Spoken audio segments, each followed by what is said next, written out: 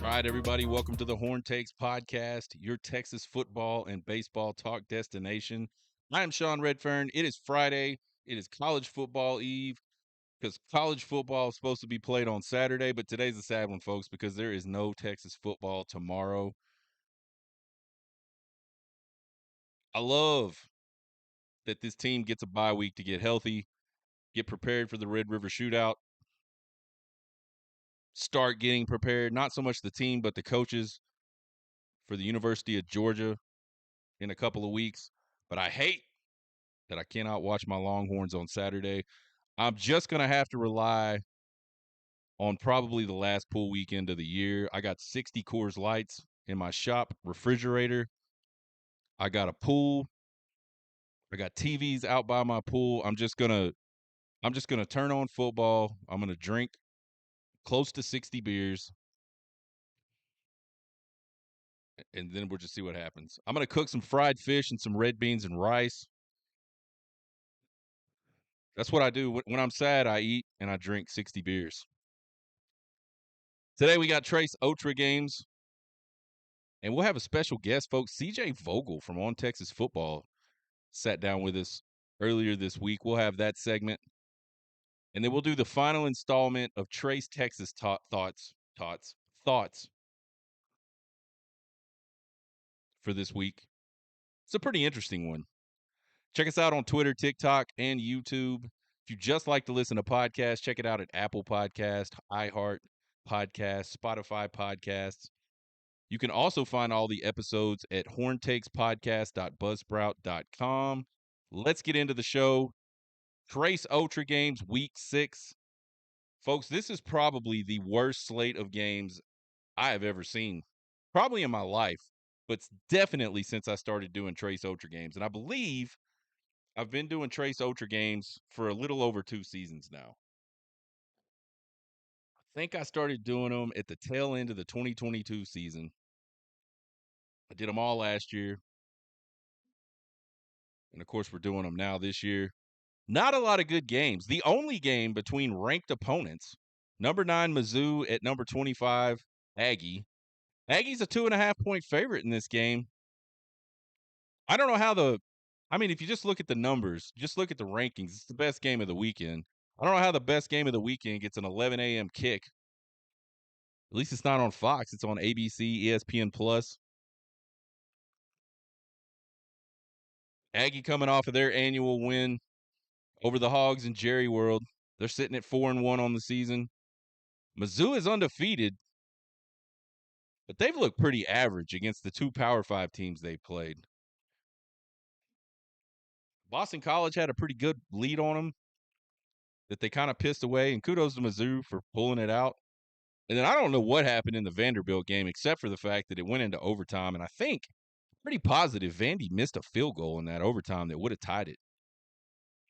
This one's like a super tough game for me to pick just from an emotional level, just from like a college football fan level, because I've been saying that Mizzou is just not that good. I think so many people just latched onto that win against Ohio State in the Cotton. I think it was the Cotton Bowl. They just latched onto that game like they were playing the greatest Ohio State team that's ever played, and acted like Missouri's now like the shit, and they're just not. I said it before the season, and I've been saying it like every single week. And then on the other hand, I just absolutely can't stand Aggie. The one advantage you think that Texas A&M clearly has, besides home field, is that defense. But not so fast, my friend, as Lee Corso says. Missouri's ranked 3rd in the country in total defense. I had no idea. They give up over 100 yards less per game than Aggie. Only 6 points per game separate these teams in scoring defense. So, total defense is certainly a stat that you can look to and try to get a gauge of how good a defense is. But ultimately, the defense's job is to keep the offense out of the end zone, keep them from kicking field goals, keep them off the scoreboard. And I think both these defenses do a similar job of doing that, at least to this point in the season.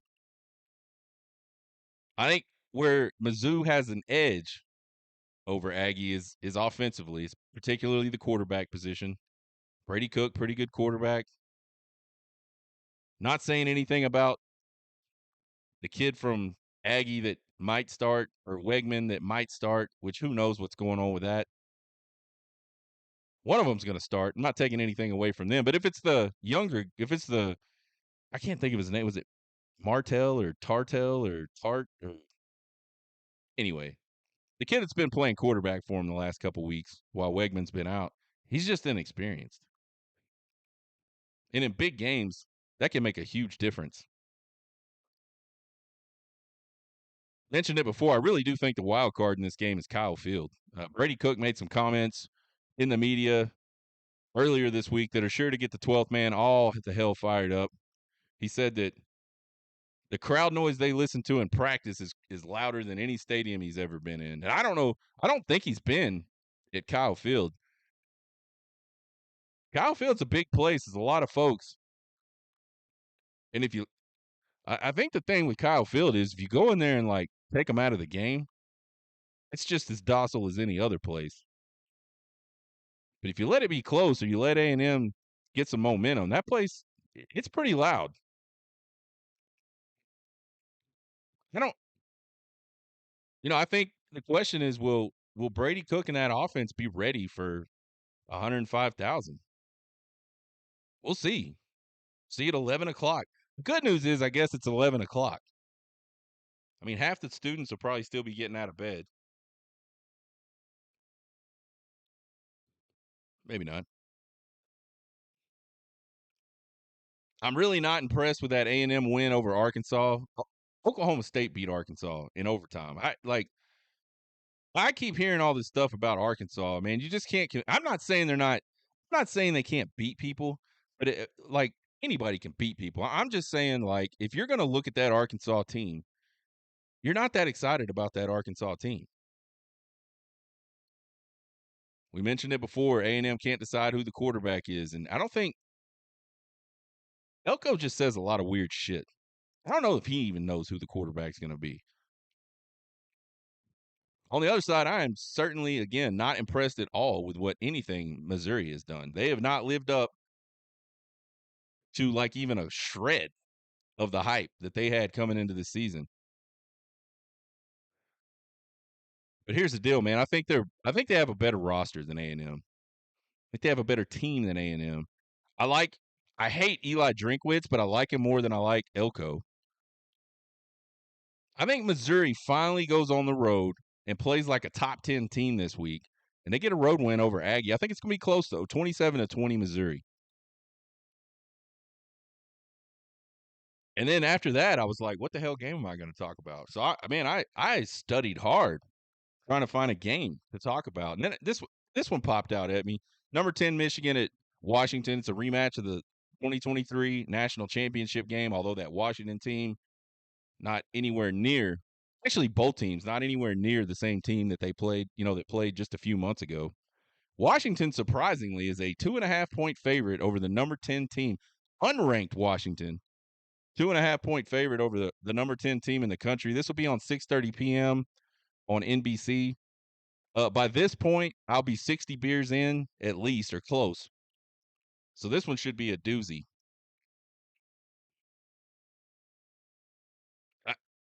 I just still can't believe that the defending national champs and number 10 ranked team in the country are a road dog to this Washington team. I mean, like, I know Michigan hasn't been great, especially on offense, but I think they got a pretty good run defense. I think they're starting to make some hay in their running game. I think that offense is starting to kind of blossom into something that could be dangerous for teams. Washington throw it around really good, 300 yards per game, 174 yards per game on the ground. So they've got a pretty good offense. They just don't score a lot of points. Almost 500 yards of total offense they average per game, and they only score 25 points per game. Statistically, Michigan is not good against the pass, so that's something to look for. Although they have played two of the top 12 passing offenses in the country already this year in Texas and USC. I think if Washington can't hit some big plays, they got to get in the red zone and try to grind something out against Michigan. I think that's where it gets real tough for them offensively. Not a lot of room to cover down in the red zone.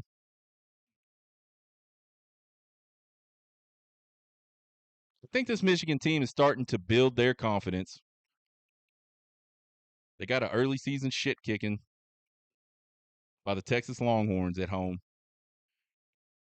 And to me, this is still the same Washington team that lost to Washington State and Rutgers. I like Michigan to go on the road and get the upset over Washington. I like Michigan 23-17. I said I struggled after the first game. I'm really struggling at this point, trying to find a game. Looking over all the games. Finally, one popped out at me. SMU at number 22, Louisville. 11 o'clock on ESPN. So two of our Trace Ultra games go off right at the beginning of the day. I will not have 60 beers in me by that point. Louisville, a 7-point favorite. Here's the deal, folks. I think SMU is pissed at the ACC. Just their cohorts in the ACC, not necessarily the conference, because they just let them in. That was a big deal for SMU. I think they're pissed at all their cohorts. And unfortunately, Louisville represents the ACC this week. The SMU. SMU is just fresh after an all-out, just behind the woodshed country ass kicking Florida State. A lot of teams have beat Florida State this year. Nobody beat Florida State the way SMU just absolutely wiped the fucking floor with Florida State last weekend. Louisville, fresh off a loss to a Notre Dame team that is pretty good defensively, but I don't think they're that great offensively. Louisville statistically has a pretty good defense, but I think a lot of that is skewed by the fact that they've played nobody. SMU, very, very balanced on offense. They have about the same amount of yards passing per game as they do running per game. And they're sitting right at around they're north of 450 per game, I'm pretty sure. Between 450 and 500. SMU defense pretty stingy on the ground. They're pretty good against the pass too. I don't think there's an area where this SMU team is just really good, but I think they're also not really bad anywhere. They're just kind of like steady Eddie, right? Louisville offensively, they've been good through the air, through the ground, but again, they've played one game against a decent team. I don't know how much you can tell about this team based on those other games. I think the big question in this game, couple big questions for me, really. Can SMU get focused after that win over Florida State? Because keep in mind, Florida State sued the ACC over the fact that the ACC extended SMU an invite. So there's already bad blood. So they were probably pretty hyped up for that game. And then they just went out there and, like we said, they just curb stomped Florida State. So can they get focused to go on the road, play another ranked team or a ranked team? And then I think the other question for Louisville is, can they beat anybody with a pulse? So far, they have not. I like this SMU defense to slow down the Louisville offense just enough to go on the road and eke out a win over Louisville. 27-24 SMU. Folks, we are 12-0 on the season, and we might have just went 12-3 after this weekend. We just took 3 road dogs straight up in Trace Ultra games. So pray for us. We're gonna drown our no Longhorn football game sorrows and possibly our first Trace Ultra game loss sorrows on those 60 Coors Lights, folks. We got an opportunity to sit down with CJ Vogel of On Texas Football a little earlier this week. Hope you enjoy this segment, folks. Here's what we talked about. Horn Takes welcomes avid Sixth Streeter and world's biggest Indiana Hoosier fan, CJ Vogel, to the show. Thanks for coming on, CJ. How you doing today? We're doing good. We're doing good. I like that intro right there. That hits all the nails on the head there. Yeah, man, I figured that pretty much encapsulated you outside of the fact that you work for On Texas Football. Why don't you talk to us a little bit about what you do there at On Texas Football?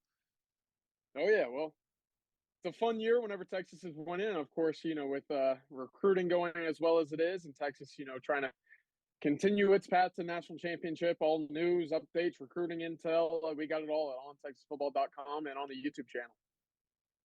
That's right. And you I don't know if you're like the designated guy, but I see that you're out and about a lot. You go to all the games in Austin. You've been to a couple, well, at least one road game. I saw you up in Michigan. I saw you tweeting from Michigan. Is that just part of your role there, or is that specific to you? What's that look like? Yeah, I'll be at every game this year, press conferences, player availabilities. Really trying to peel back the curtain on what we can about this team because it feels like it's something special in the making, and of course, to get it all covered, that's the main goal right there. So for On Texas Football, that's really one of the many roles that I'll have, and it sure is a fun one. I'll say that. All right. Well, you guys can catch CJ Vogel at On Texas Football. That's on the internet, folks. If you didn't know, you can also catch him on Twitter, CJ Vogel _ OTF. That's where I first found you, was on Twitter. And at that time, you were just kind of, it almost like you were freelancing a little bit, just kind of covering Texas football. I looked at your profile. It looks like you worked for something. I don't know exactly what it was. Maybe covering some Oklahoma and Texas stuff. And then I saw you down at the Sugar Bowl. I met you, and like, bam, the next day, I think, or maybe it was even right then, you were working for On Texas Football. So that's awesome, man. Congratulations on that. Let's get into it, Thank you. man. Uh, how long have you been doing Texas sports? Ooh, let's see. 2019 is I covered the Texas baseball for the Daily Texan, the student newspaper at UT, and I think that was the worst year in their recent history. They didn't make the Big 12 tournament, which for those that don't know, I think 10 teams make the tournament out of the 11 that have baseball, and Texas was the 11th place team. So that was a tough year. Right after that, I guess one of the editors at the Daily Texan had a contact reach out and said, "Hey, we got to have someone cover Texas football. Do you know anybody?" And I was like, "Hey, man, I like football. I like Texas. I'm here. I could use $500 a month. Let's throw out some words on what's going on campus. How excited are folks?" And so I started working for the Football Brainiacs, and since then, I mean, I've been thrilled that On Texas Football picked me up since then, and we've had a blast ever since. Outstanding. So 5 games in on this Texas Longhorn season. What are your thoughts so far on Texas's season real early in this thing? Well, I mean, you can't be too upset with the way that it started, right? You go up to Ann Arbor, you get a big win on the road against the defending champs. The offense looks like, they're clicking, doing it with two different quarterbacks. The defense is playing sound football. I mean, year 4 in the system, it feels like, they've got everything in place right now to make a deep run and to build off of that playoff run a year ago.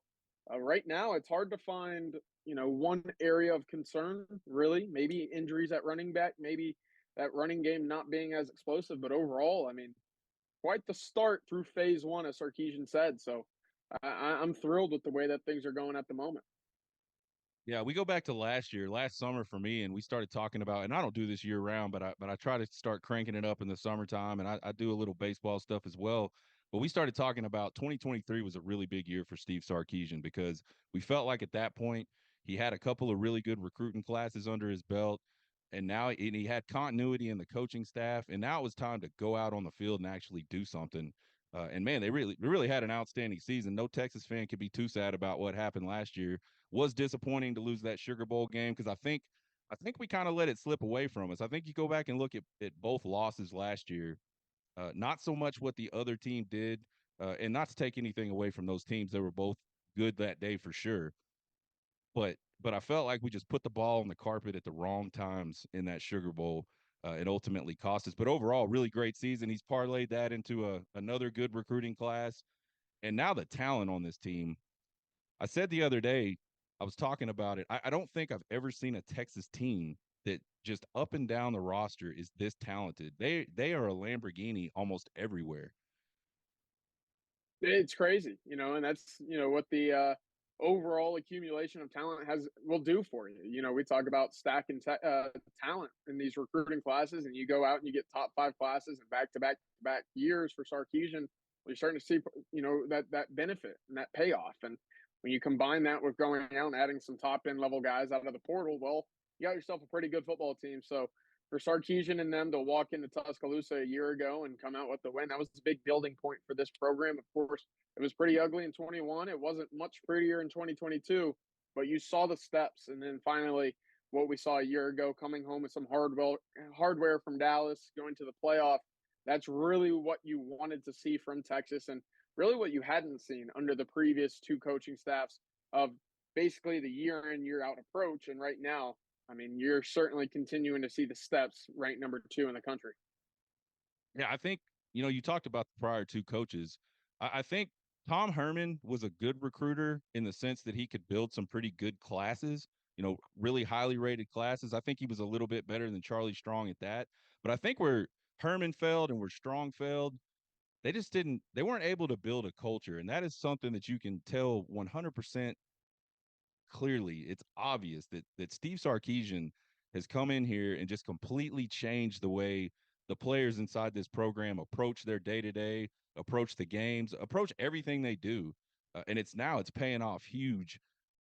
Where do you think he learned that from? I've got my theories. A lot of people have different theories. We know he's coached under two really, really outstanding college football coaches. What's your thoughts on that?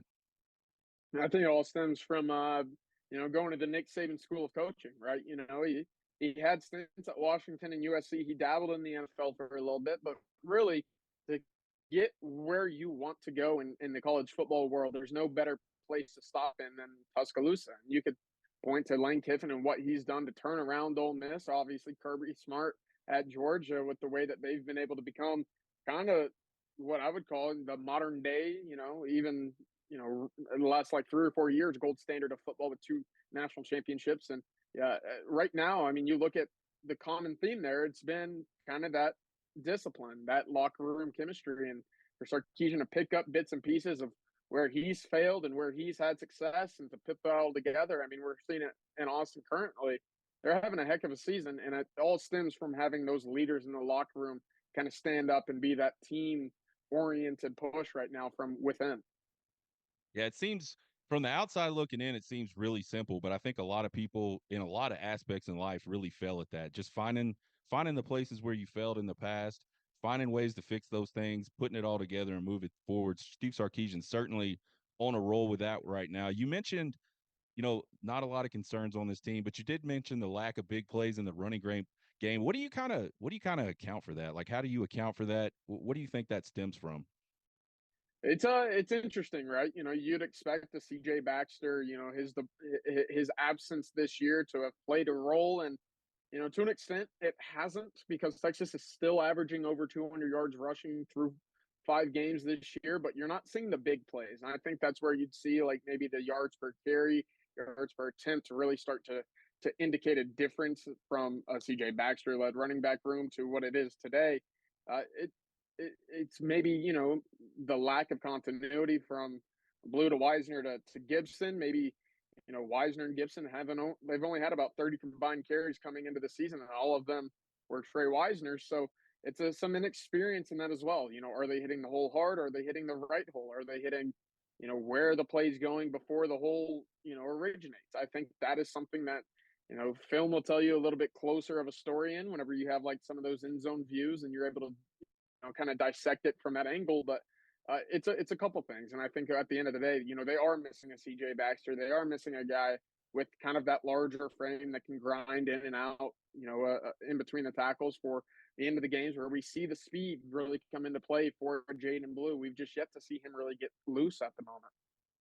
I think a lot of it too has to do with maybe the wide receiver blocking a little bit. I think the wide receivers were excellent last year in the blocking game when they didn't have the ball in their hands. We've got a different sort of set of wide receivers this year, obviously, but they're a different type of wide receiver. I think they're to me, you've got the one big guy, Ryan Wingo, and then the other guys are a little on the smaller side from a stature perspective, just absolute blazing speed.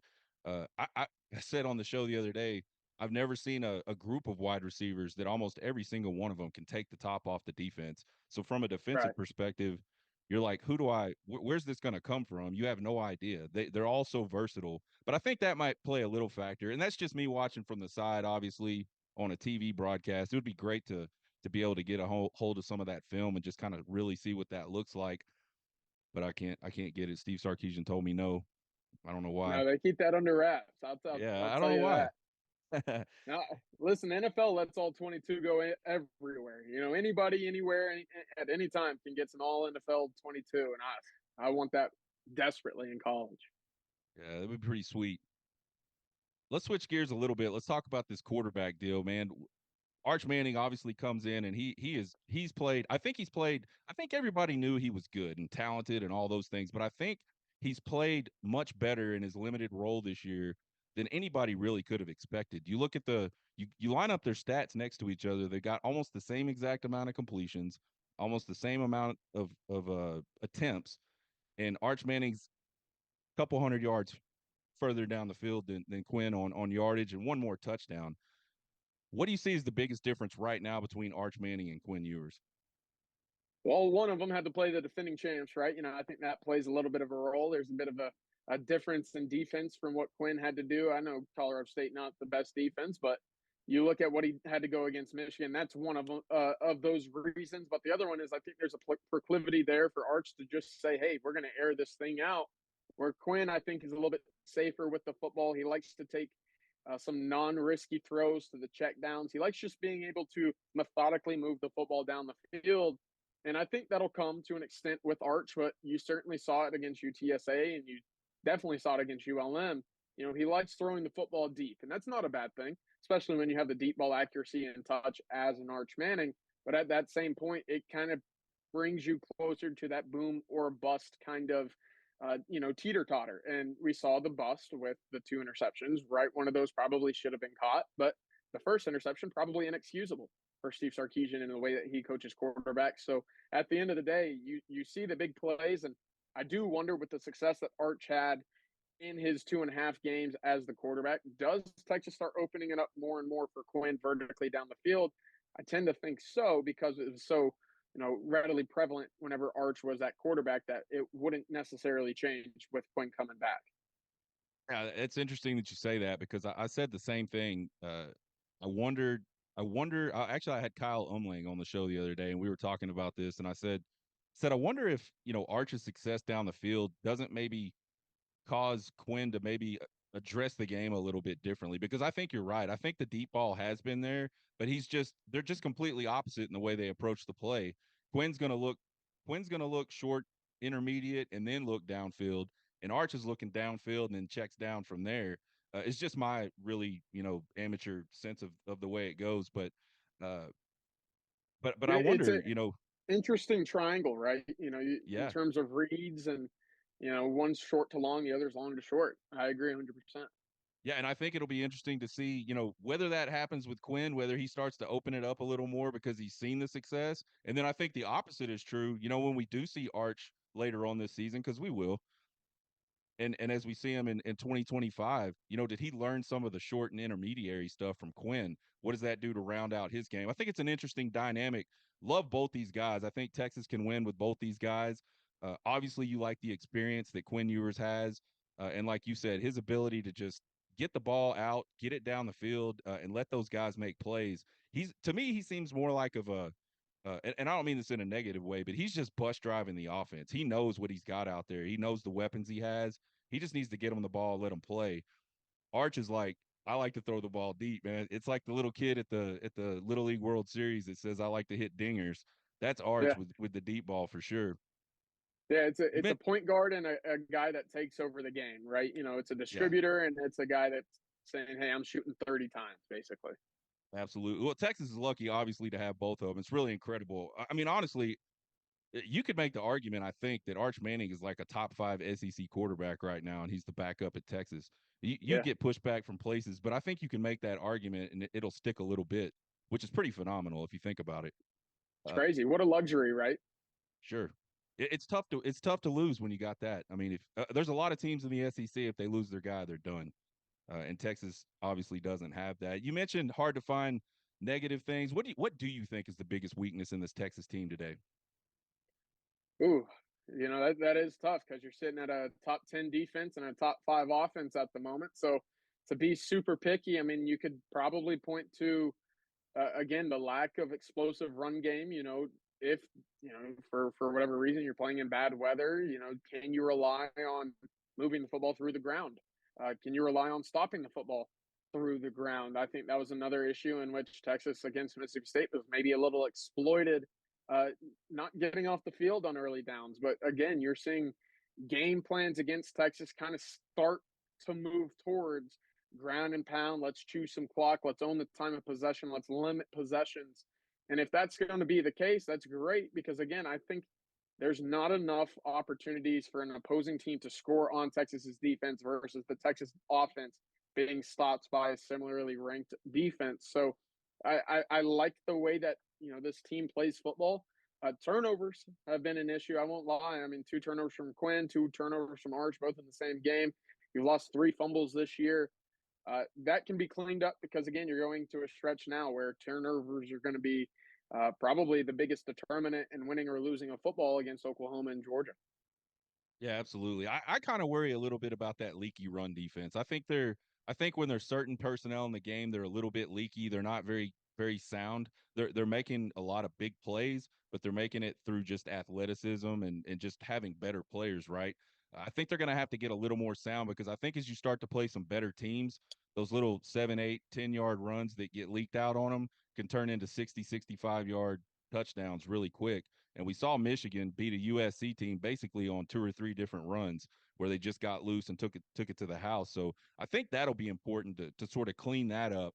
And honestly, outside of the things you mentioned, I can't think of anything that I look at and go, man, this team is weak here. They're just not. Maybe the penalties, they're a little sometimes it seems like they lose a little focus offensively and get themselves having some penalty. I think a lot of the hustle penalties are actually bullshit penalties, but I don't mind them anyway.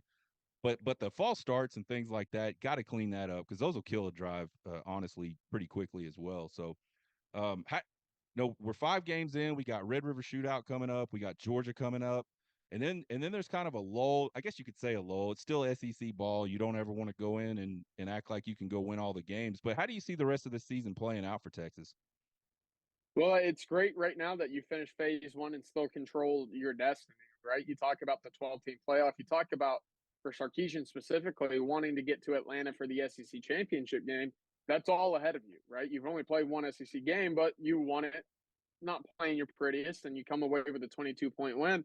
I think you take those. And so the point on maybe not having a weakness, there are still certain areas in which this Texas team can watch the film during the bye week and go out and put a big emphasis on it to improve. And I think at the end of the day, when you're a football team that's still having all of your goals ahead of you, finding ways to continually improve week in and week out is going to be massive in terms of reaching that overall destination at the end of the season. So right now, Texas, again, going into bye week, not only are they finding ways to get healthy again, but they control everything that they can control at the moment. And looking into that kind of schedule down the road, there's not really an offense at the moment that puts a lot of fear in you. It's not Oklahoma.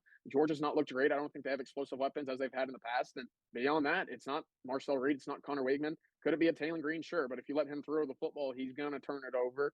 I don't think that there's anybody at the moment that really puts fear in you and from a defensive standpoint. Yeah, I think. I mean, obviously, you've got Red River Shootout, which that's a game that anything can happen. Obviously, Georgia, I think, will be a good game. You're right. I don't think they're nearly as explosive as they have been the last few years, but I still think they're relatively good. They're talented. I look to that stretch towards the end of the season where you've got Arkansas, Kentucky, and Texas A&M, and I think like all 3 of those could be trap games because I think Kentucky is obviously a dangerous team. I think Arkansas just absolutely hates Texas, and that one's on the road in Fayetteville. And then the Aggies have been foaming at the mouth, I think, to play Texas for a long time, even though they played it off and pretended they didn't want to.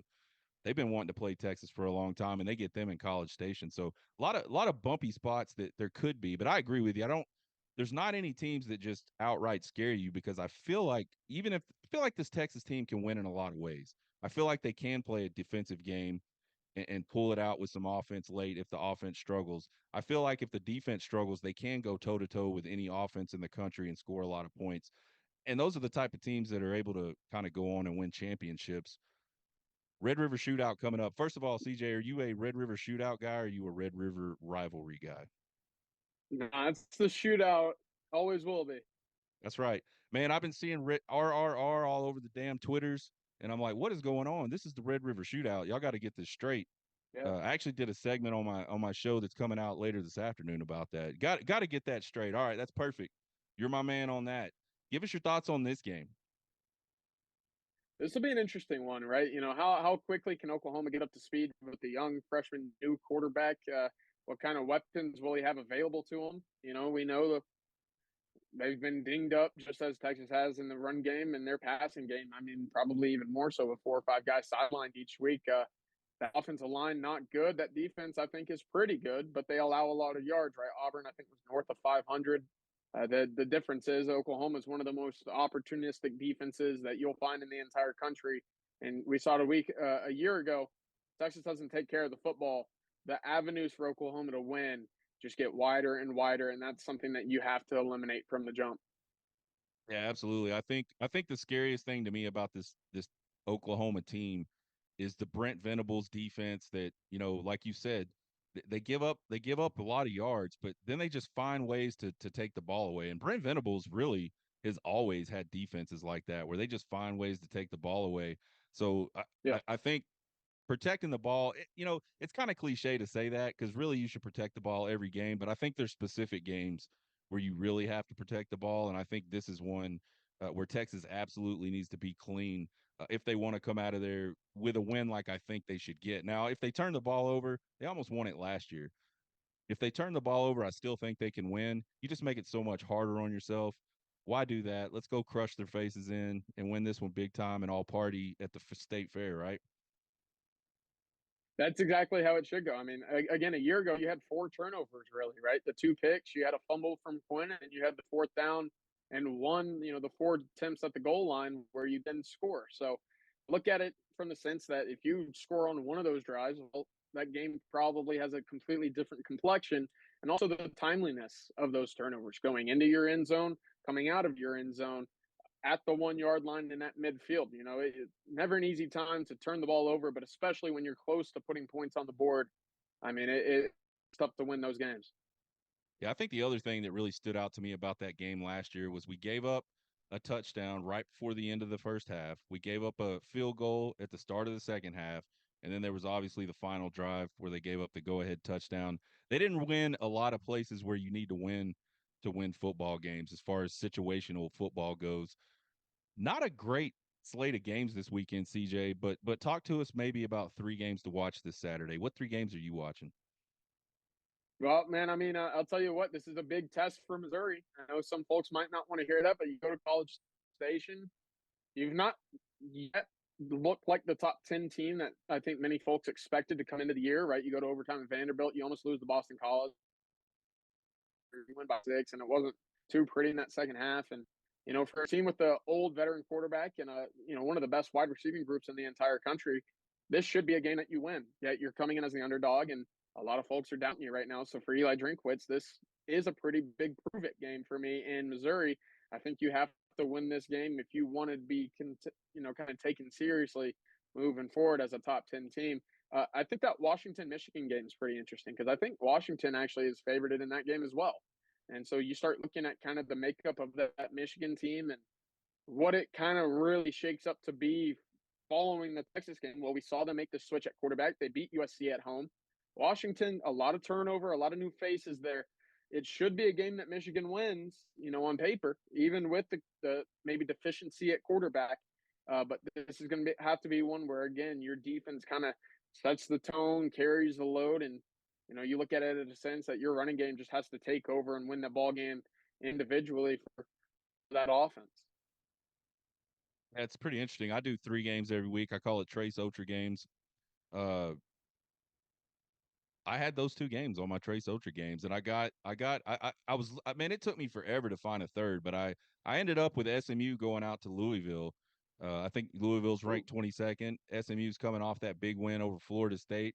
They're a 7-point dog, but that game is interesting to me. I think Louisville's a little overrated, and I think SMU might just be a little bit better than a lot of people. I mean, they smoked some people this year, and they absolutely. I mean, a lot of people have beat Florida State this year, but they just dismantled Florida State. I mean, that was bad.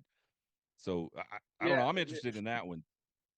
it's a common theme of Florida State, going out and just getting absolutely railroaded, if you will. SMU, interesting team because you come into the year as maybe a dark horse to make the playoff, and You didn't look right. You make the change at quarterback, and only recently have you seen them start to catch fire again. I think that there's enough talent on that team to compete in the ACC.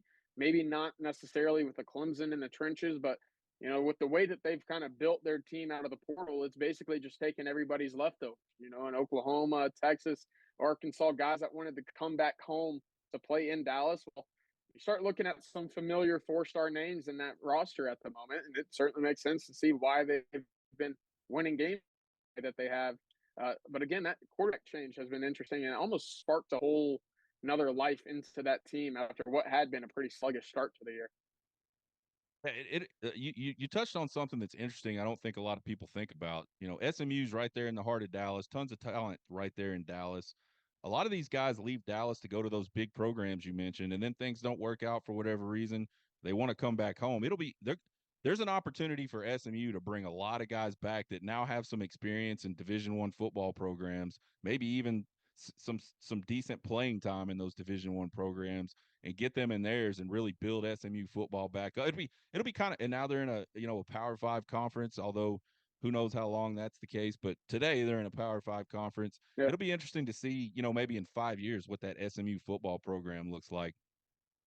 What's interesting now is you look at it, and I mean, Savion Byrd from Oklahoma, Logan Parr from Texas, Jordan Hudson from TCU. All of these guys were, coveted recruits, and for whatever reason, it didn't work out there. Brockermeyer now up there, I believe as well.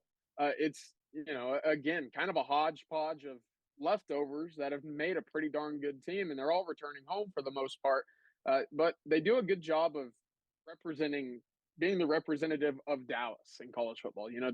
Dallas doesn't have a team that competes in the big college football market, and they've done a good job at least pertaining to the hometown recruits to say, hey, stay home, come be a part of something special, come represent Dallas, come be a part of your hometown, and I think that resonates a little bit.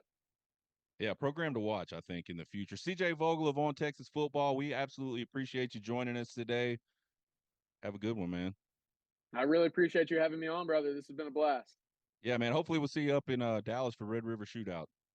We'll be up there. Should be a good weekend. I'll find you at the fair. Yeah, we'll have a good time, man. We'll see you, man. Take it easy, CJ. CJ Vogel of On Texas Football, folks. Thanks again, CJ, for joining us. You guys can check him out on Twitter. It's funny. I've been on Twitter for like less than 3 years for sure. And I still call it Twitter, even though it like basically was X when I got on there. Find him on X at CJ Vogel _OTF. Really good insight by CJ there. Now on to the final installment of Trace Texas topics this week. This one's a good one. I like this one. It might piss some of y'all off. I don't care. It's an interesting topic. We're going to talk about Quinn Ewers versus Arch Manning. And I want to be clear. I'm not trying to drum up any kind of QB controversy here. I just think there's some interesting things to think about when you look at, now that we're 5 weeks into the season, we saw Quinn get hurt. We saw Quinn play really well before he got hurt. Really, really well. Heisman talk well. And then Arch comes off the bench and does what he's been able to do for the last few games. You got two guys playing at a really, really high level right now. Again, this is 100% Quinn Ewers' team. He's in his third year of the program. He's been operating the offense at just a ridiculously high level. The few things that I think Quinn Ewers had to work on when he got to Texas have improved dramatically at Texas. And I think it's mainly his footwork, his pocket awareness. Some of the stuff that right now when you watch Arch Manning play, you go, what is he doing? Maybe not footwork for him, but definitely the pocket awareness, the clock in his head. He doesn't have it yet. But check out these numbers between both of these guys. These are some eerily similar numbers. We got 3 games played for Quinn Ewers. He's 58 of 79. That's 73%. 691 yards passing, 8 touchdowns, 2 interceptions. He's got a rating of 175.25. Really outstanding. Then you get down to Arch Manning. He's played in 4 games. He's 55 of 78. He has 3 less completions and only 1 less attempt. He's sitting at 70% completions, 901 yards. That's 209 yards more. than Quinn Ewers. 9 touchdowns. That's only one more than Quinn Ewers. And 2 interceptions, which is the exact same thing. His rating 200.49. So both of these guys just killing it early in this season. And because of Arch coming off the bench and doing so well, you got a lot of fans clamoring for Arch. And I think there's a lot of reasons for that. One, everyone likes the new thing. Like at the University of Texas, the backup quarterback is the most favorite player on the team. And it's been that way. It has been that way since Sims and Applewhite, just about. There's always this discussion about who the quarterback should be and, oh, this quarterback's not good. Sometimes maybe valid, sometimes just absolutely ridiculous. I think guys like Arch because he's electric. I mean, the guy, we just got done talking about it with CJ. He loves to get the ball down the field. He makes these big plays. He runs the ball with like just, he's kind of like he's just one of those guys that has no concern for his own body. He's just like a battering ram when he's running the ball. And he's big, so that's okay. I wish he would cut it out, but it's good that he's 6'4", 225 pounds because he does take a lot of hits. And then I think Texas fans just generally have a history of creating these quarterback controversies. So that's a lot. That's where all this QB controversy shit is coming from. They both have vastly different approaches to the game. Obviously, we talked about that with CJ. Quinn's more of that surgeon type guy, meticulous, methodical. And Arch is just the gunslinger, man. He drops back and his eyes go straight down the field. He's ready to get the ball going about 50 yards plus down the field. So they're two different guys with very similar stats.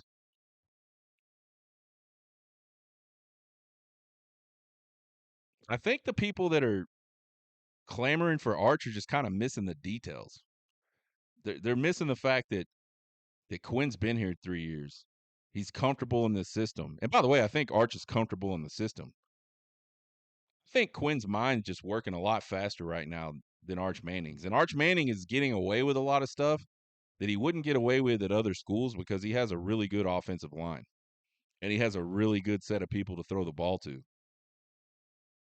Again, this is not a get down on either one of these guys type of topic. This is really sort of showing you how lucky Texas is to have two guys like this. There's not another team in the country that has two guys like this.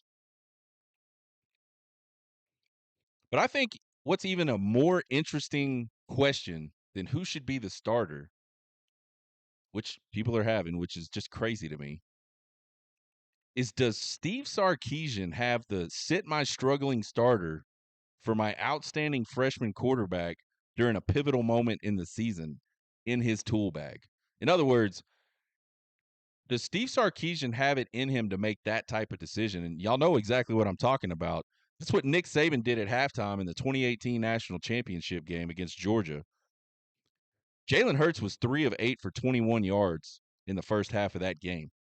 Georgia had a 13-point lead, not looking good for Alabama.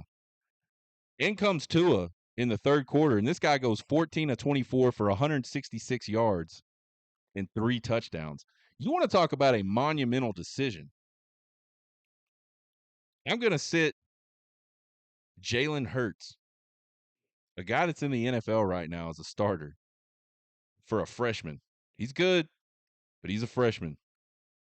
Bama ultimately goes on to win that game on just like an absolutely wild 41-yard touchdown pass after Tua doing a freshman thing, getting sacked and scrambling backwards while he's getting sacked. He gets sacked for a 16-yard loss on first down. Then he turns around and gunslings it 41 yards for a touchdown to get the win for Alabama. I don't think there's been a team since that 2018 Alabama team that's had the luxury to be able to replace a future NFL QB with another until this season. And that's what you got between Quinn Ewers and Arch Manning. For me, it's hard to imagine Quinn ever struggling that badly. I mean, struggling to the tune of 3 for 8 for 21 yards, that's bad. But I wonder if he gets into just a little bit of trouble and just for whatever reason, the team isn't responding to Quinn. Is Sark the guy that kind of rolls the dice and says, man, I got Arch Manning sitting over there? Or is he the guy that sticks with his guy no matter what? I think that is a really interesting question. And I'm going to think about that some more, and we'll have some thoughts on that hopefully next week. Really, it's just going to happen whenever the thoughts come to me because, y'all, when you get old like me, the brain just does not work the same. Ultimately, I hope we never find out because I want what I really want to see is Quinn finish out this year, have a really outstanding year, get drafted very highly by the NFL, some team in the NFL, and then go on to do great things in the NFL. And then I want to see Arch Manning be the guy for a few years, couple years. That's what we want to see. But I do think that is just one heck of an interesting question. Folks, we will be back on Sunday with some Drunk Sean thoughts. They won't have anything to do with Texas. There's some games we're going to watch. We had the Trace Ultra games. We got to talk about those.